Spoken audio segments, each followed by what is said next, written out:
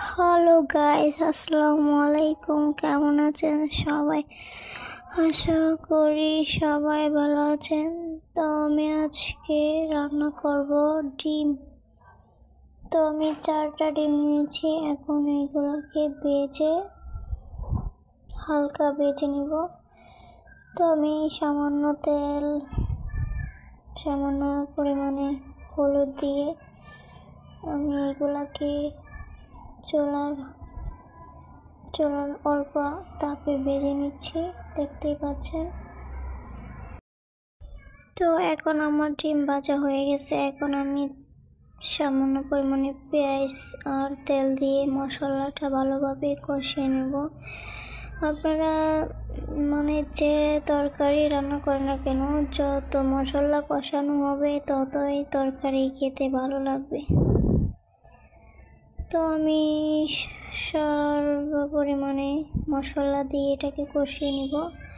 দেখতে পাচ্ছেন আমি পানি দিয়েছি যেন ভালোভাবে মশলাটা কষে। কার এভাবে খেতে ভালো লাগে ডিম।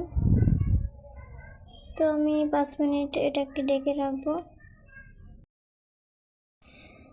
তো 5 থেকে 10 মিনিট জাল করার পর আমার মশলা প্রায় অনেকটাই হয়ে গিয়েছে। এখন আমি দিয়ে দিয়েছি ডিম।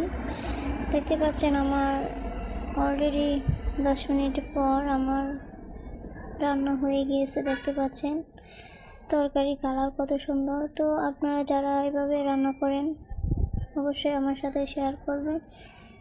সবাই ভালো থাকবেন। আমার ভিডিওটি আপনাদের কাছে কেমন লেগেছে অবশ্যই কমেন্ট করে জানাবেন। আপনারা কিভাবে রান্না করেন অবশ্যই আমার সাথে শেয়ার করবেন। কিছু হলেও শিখতে পারবো, অন্তত হলেও।